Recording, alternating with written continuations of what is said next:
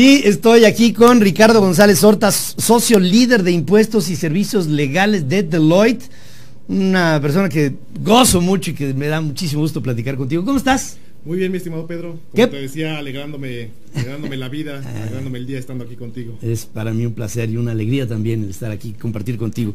¿Qué tema, en función de la globalización, sobre temas de carácter financiero y efectos fiscales en México? Estamos viendo una serie de efectos fiscales en nuestro país que muchos de estos todavía siguen dándole o propiciando un llamado de parte del sector privado para que muchas de las actitudes fiscales como están sean corregidas. Creo que es un buen momento para que la autoridad lo reflexione, porque está inhibiendo a la economía mexicana. Pero ¿cómo lo ves tú, Ricardo? Pues bueno, como tú dices, vienen cambios muy interesantes. Todos los días parece que estamos en un mundo estático fiscal, pero nos encontramos con nuevos temas. Probablemente el tema más importante para los siguientes años va a ser todo este nuevo intercambio de información fiscal entre los diferentes gobiernos y autoridades fiscales a nivel global. Como lo hemos platicado muchas veces, tanto México como otros países tienen una necesidad muy importante de recursos públicos. Sí. Y eso está haciendo que haya un empuje no solo para intentar recaudar dentro del propio país, sino buscar a aquellos ciudadanos o residentes que tienen inversiones fuera del país y que a través de esas inversiones fuera del país no están cumpliendo adecuadamente con sus obligaciones fiscales. Entonces vienen cambios muy interesantes. Como todos estos temas, Estados Unidos empieza a empujar.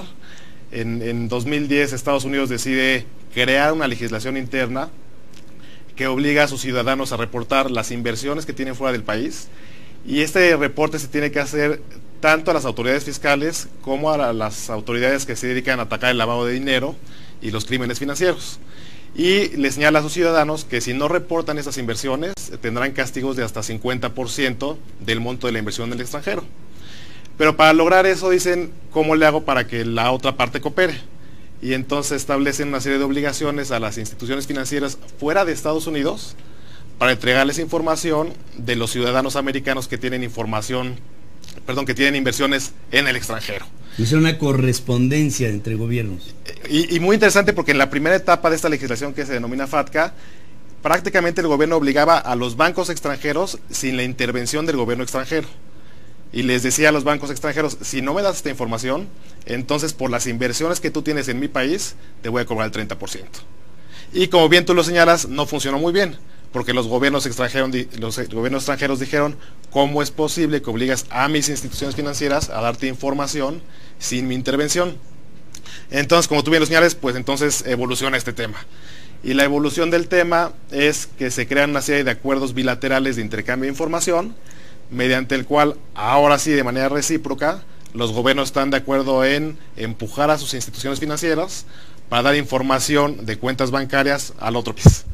Y los datos que manejaba Estados Unidos eran muy interesantes, porque decían hay alrededor de 7 u 8 millones de ciudadanos americanos que no viven en Estados Unidos, pero que están obligados al pago del impuesto en Estados Unidos. Y estimaban que entre 40 y 100 mil millones de dólares no estaban siendo reportados en Estados Unidos, y que había una evasión de alrededor de 700, 800 millones de dólares anuales. Entonces, para Estados Unidos era muy atractivo intentar localizar a sus ciudadanos viviendo fuera y decirles, tienes que pagar impuestos en mi país, porque Estados Unidos es uno de los pocos países donde el ciudadano, no importa que se mueva de país o cambie de residencia, sigue obligado al pago del impuesto. Claro. Y entonces evoluciona, esta es la famosa legislación FATCA, llega a lo que se denominan IGAs, que son acuerdos bilaterales de intercambio de información. De hecho, en el caso de México con Estados Unidos, actualmente en septiembre ya los bancos mexicanos y las instituciones mexicanas tienen que darle información al SAT para que el SAT se voltee y se la dé al IRS. Y lo interesante es que va a ser recíproco. Entonces el IRS ya está acumulando toda la información de los bancos, casas de bolsa, etcétera, americanos, para ponerla en un medio magnético y decir al SAT, aquí está toda la información de los mexicanos que tienen inversiones en Estados Unidos. Y viene un cambio radical, porque tradicionalmente quien tiene inversiones fuera no ha necesariamente reportado todos los ingresos para efectos fiscales. Es una realidad. Entonces, ante esta inminente amenaza de enviar a dar información de mis inversiones, va a venir un cambio interesante de actitud de los contribuyentes mexicanos, y obviamente una parte preocupante que es que esto también se puede llevar a un extremo de terrorismo fiscal. Una vez que ya tengo toda tu información, no solo de tus de tus rendimientos, sino de tus inversiones, entonces te voy a fiscalizar y voy a estar arriba de ti. Y hay una tercera evolución del tema, que es, tenemos FATCA, que es la legislación unilateral, tenemos los IGAS, que son la legislación bilateral, y luego el mundo, solo Estados Unidos está atacando este problema.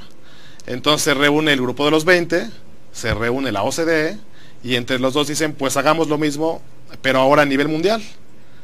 Y de hecho en 2014 ya se publica un estándar de intercambio de información mundial, en donde prácticamente la mayoría de los países desarrollados y también otros países donde hay centros financieros están dispuestos a intercambiar información totalmente a nivel mundial.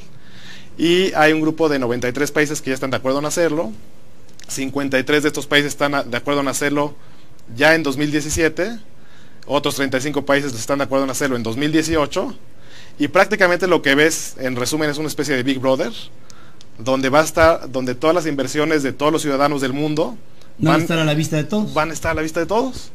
Entonces ya va a ser difícil esconder el dinero, no que sea correcto, pero va a ser más difícil esconder el dinero, va a ser más difícil no declarar los flujos, y también va a haber mucha presión de todos los gobiernos de que se repatrie ese dinero. O sea, ahorita estamos hablando del tema fiscal, pero también estamos hablando de que los gobiernos y los países requieren de ese flujo financiero que está afuera. Entonces empieza a haber una presión no solo de declárame, sino te hago tan complicado declarar, te genera una percepción tan grande de que te estoy vigilando, que tal vez desmotivo que saques capitales de tu país. Y había un dato interesante que estaba leyendo, por ejemplo, que en Estados Unidos se ha incrementado en un 700% el número de ciudadanos que dicen, yo ya no quiero ser ciudadano de Estados Unidos. Y le atribuyen parte de esta razón a esta legislación. O sea, me siento tan vigilado, tan observado, con tan pocas libertades, que mejor renuncio a mi ciudadanía.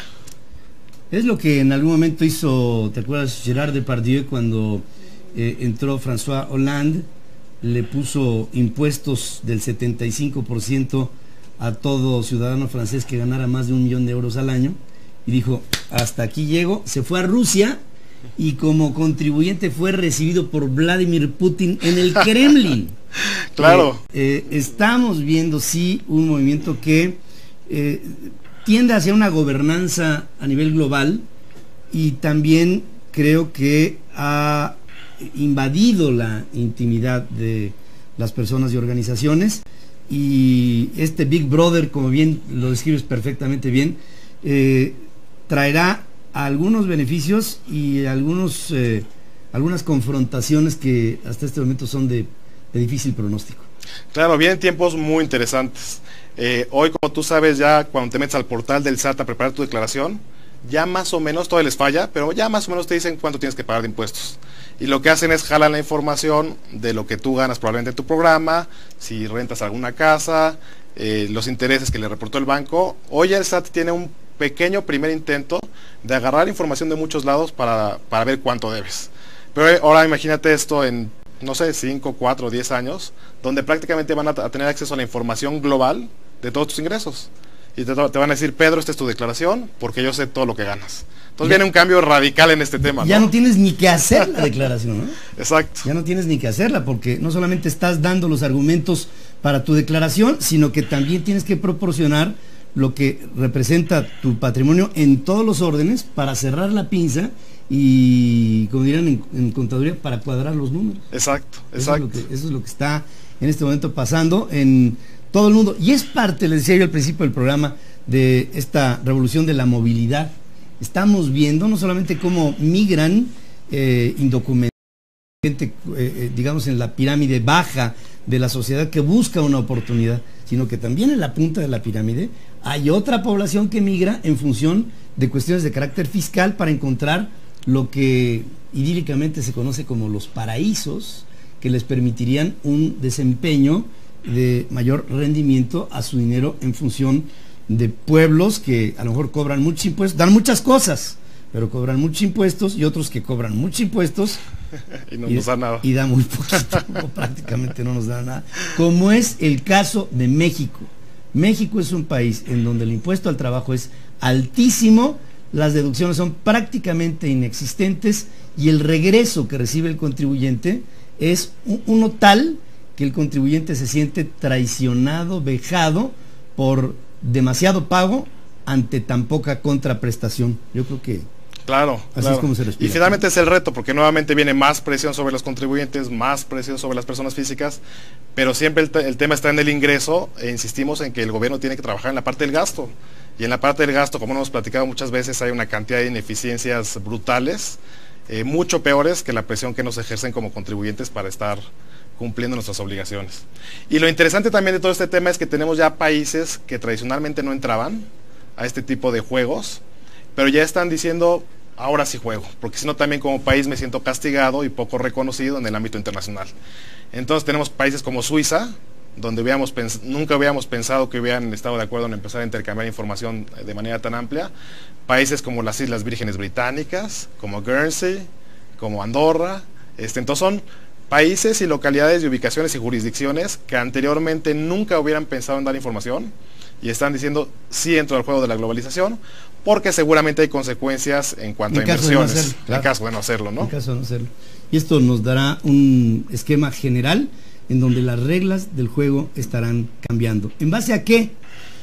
Sí, a acuerdos entre gobiernos, me parece bien, pero también en base a alcances tecnológicos insospechados en otro tiempo, ¿no? Claro.